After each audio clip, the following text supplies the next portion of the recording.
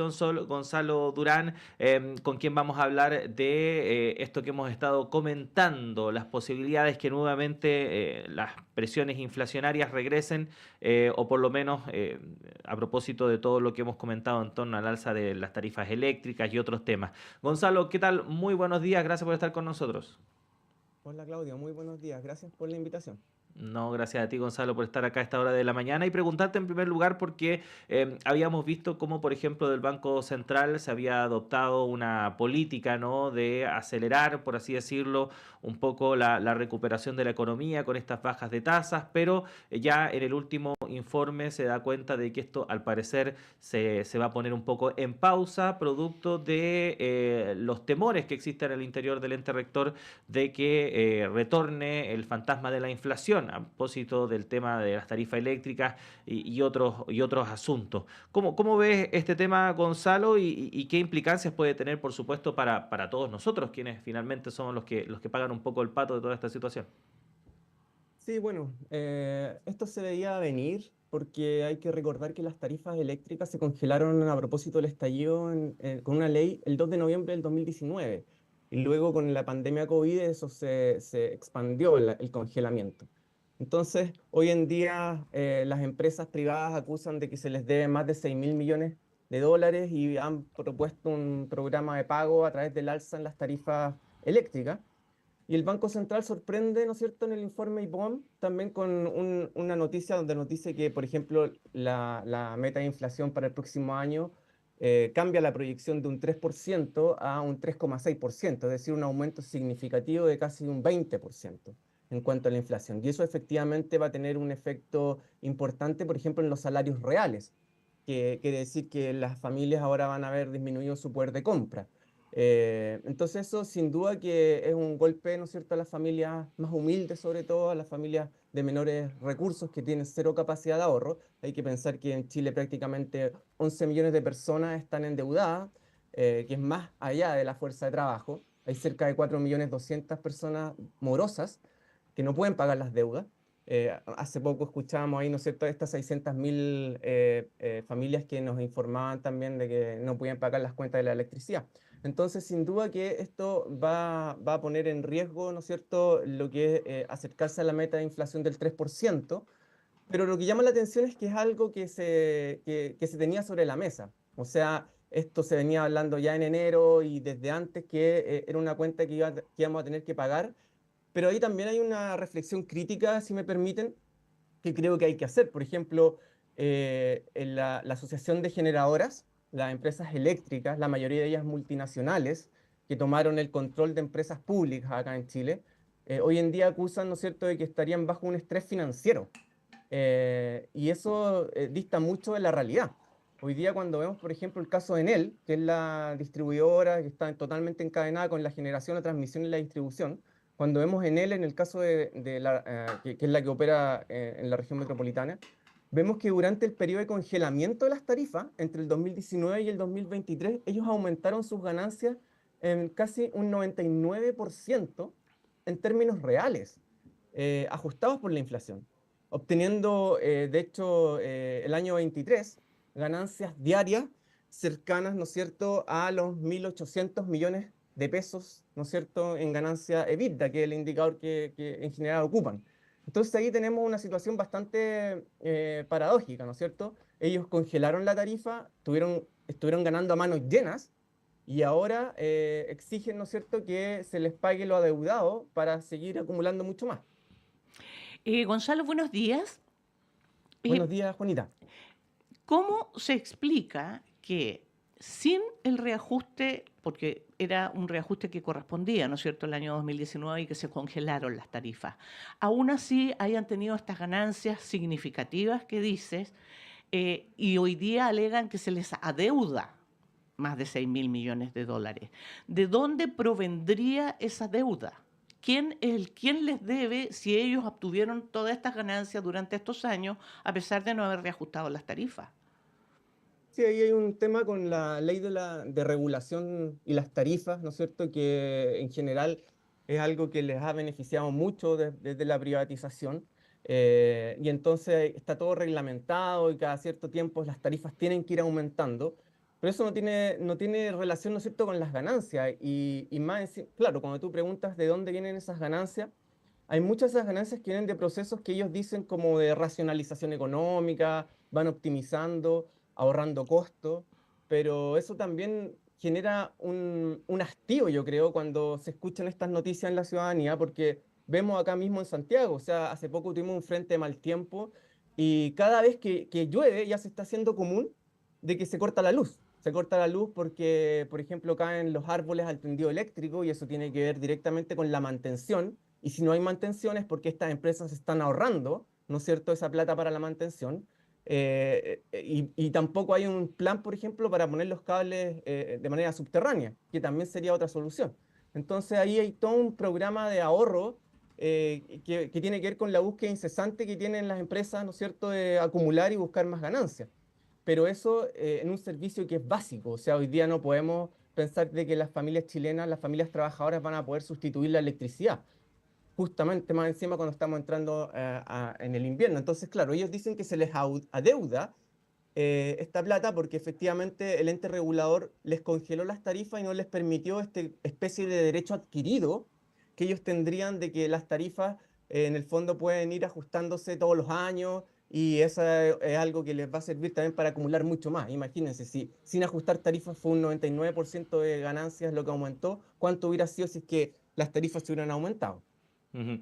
Ahora, Gonzalo, ¿cómo se puede paliar esto? Porque efectivamente surge de inmediato la idea de subsidiar y de hecho hay una propuesta que abarca al 40% más vulnerables, salvo este tema de quienes están impagos, pero al parecer también se está viendo una solución al respecto, pero esto no solamente afecta al 40% más vulnerable, va mucho más allá y en ese sentido tampoco hay mucho entusiasmo, ¿no? Por lo menos en quienes nos dirigen de avanzar en subsidios más amplios. ¿Cómo se puede paliar esto?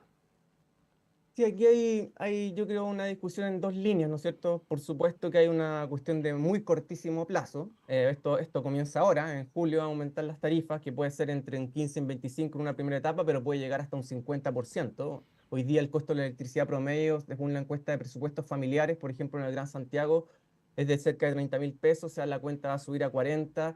Y lo más probable es que las empresas igual van a empezar a subir sus precios, producto de que aumenta es una inflación de costos, como se llama en economía, y por lo tanto afecta en el fondo toda la estructura de las empresas que son electrodependientes. Y claro, ¿cómo solucionar esto con chalecos salvavidas, como decimos nosotros, que son estos subsidios?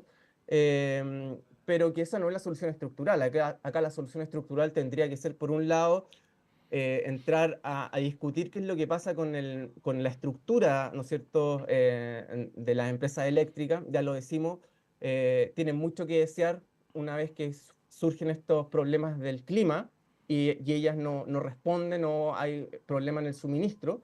Y por otro lado, ¿qué es lo que pasa, ¿no es cierto?, con los ingresos autónomos de los hogares? Ahí ya tenemos subsidio para todo. Pero nadie discute el tema de fondo. ¿Qué es lo que pasa, por ejemplo, con los salarios? En Chile, prácticamente la mitad de los trabajadores y trabajadoras tienen ingresos que son menores a 500.000 pesos. Para ser exacto, el 56% son menores a 500.000 pesos líquidos. El 70% menores a 700.000 pesos líquidos. Entonces ahí tenemos una situación gravísima que nadie se hace cargo. De hecho, los ingresos del trabajo son menores a los que teníamos el 2017 en términos reales. Entonces, habiendo revuelta social de por medio, eso sigue siendo una herida abierta, que todavía nadie se hace cargo para intervenirla. Y con un sistema, por ejemplo, de negociación colectiva por rama, como sucede en otros países, estos problemas también se pueden ampliar en cuanto al espectro de la discusión. O sea, ya no es solo el Parlamento el que discute estas cosas, sino que también son las familias, los trabajadores, los que también tienen más incidencia y la democracia, por supuesto, que se expande. Yo creo que hay que avanzar en ese tipo de estrategias, sobre todo en el sentido de que los trabajadores tengan mayores ingresos autónomos, eso se tiene que hacer. Y también discutir, ¿por qué no?, en relación a qué es lo que pasa con los servicios básicos y las empresas privadas.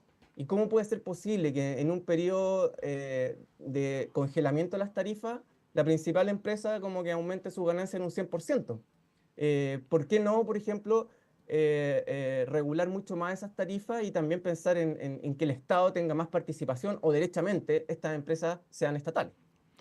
Gonzalo, justamente a raíz de esto último y sobre las tarifas eléctricas específicamente, hablamos de ente regulador, hablamos de una ley que les permite cada cierto tiempo reajustar las tarifas.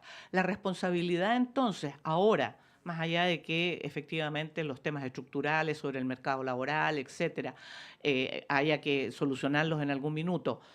Respecto a las tarifas eléctricas, ¿podría hoy día una nueva ley modificar las condiciones en que este ente regulador permite esos reajustes? Claro, ahí el tema es que hoy día ya existe esa institucionalidad. Entonces las empresas eléctricas dicen que por cada día que pasa prácticamente, no sé, son 3 millones de dólares los que ellos se les sigue adeudando cada día que va pasando. Y entonces eventualmente uno podría decir, sigamos con el congelamiento.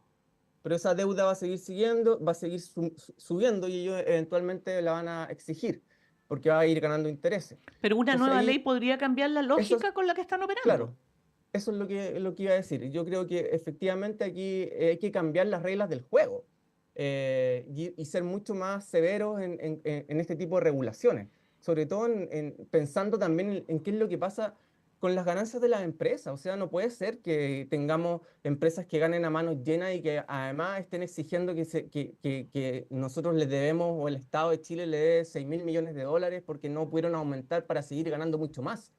Eso es una aberración. Entonces, yo creo que efectivamente ahí el Poder Legislativo tendría que poner las manos y empezar a poner una ley que regule esta situación de manera mucho más severa. Ujú. Estamos conversando con Gonzalo Durán, economista académico del Departamento de Trabajo Social de la Facultad de Ciencias Sociales de la Universidad de Chile, integrante además de Fundación Sol.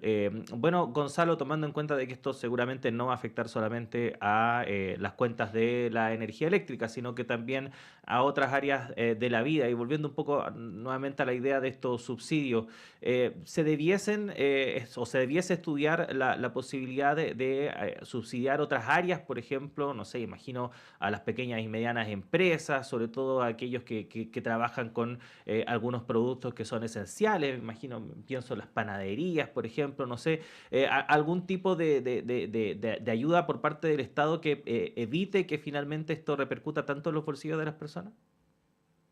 A ver, sí, yo creo que ahí hay que, según las estimaciones del Banco Central, lo que va a pasar con la inflación este año, de una estimación de un 3,8 sube a un 4,2 en términos del 2024, el próximo año es ese 20% que yo les decía. Eso es lo que ellos estiman. Yo creo que en sus proyecciones todavía no se llega a ese punto. Ahora, yo creo que ahí eso puede suceder sobre todo en empresas que son las microempresas, muchas de ellas que, por ejemplo, lo vimos también, yo siempre recuerdo esto del fenómeno climático, donde habían empresas que trabajaban con alimentos, se les cortó la luz, perdieron todas las provisiones que tenían ahí, sobre todo el sector más gastronómico. Efectivamente, ahí debería haber un reparo, ¿no es cierto? Pero yo creo que eso también tiene que ver directamente con el gremio de la generadora eléctrica. Yo creo que ahí se debería poner incluso una especie de multa, ¿no es cierto?, por que sean mucho más severas y que ellos paguen cuando generan estos daños. En cuanto a los subsidios, nosotros no somos muy amigos de los subsidios porque creemos que es como parchar, ¿no es cierto?, poner una solución parche, pero efectivamente si es que estamos ante una situación de emergencia, eso se puede evaluar, pero hay que pensar en la solución estructural, como decía. Y en esa solución estructural también tiene que ver, por ejemplo, con reformas tributarias, que es algo que sobre todo la derecha se opone totalmente. Entonces ahí claro, uno habla de subsidios, pero para poder tener subsidios se necesitan recursos para poder aumentar el gasto fiscal.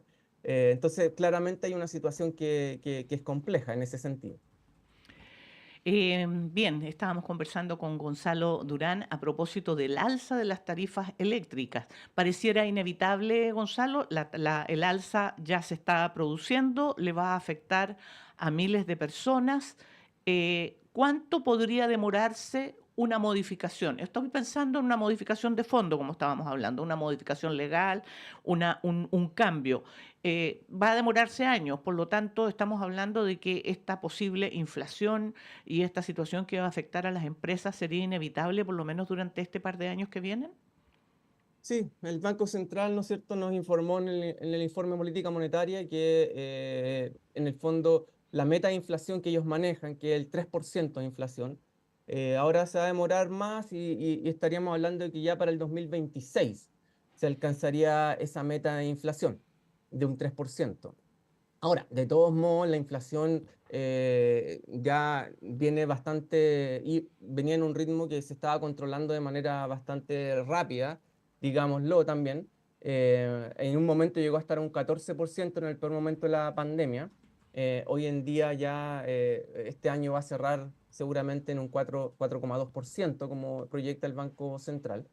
Y esto debería atrasarse, ¿no es cierto? Eso es el atraso que generó, pero igual es llamativo, ¿no es cierto? Que solamente por el hecho de esta combinación, principalmente por el alza en el precio de las electricidades y lo que pasa con el aumento en el precio del cobre, que también se aumentó la proyección ahí de cerca de 3,8 a 4,3 pesos o 4,3 centavos de dólar el precio del cobre, eso también, esa combinación hace que se atrase la meta en 2 años. Entonces ahí también eso es algo que hay que mirar con mucho detalle. Ujú.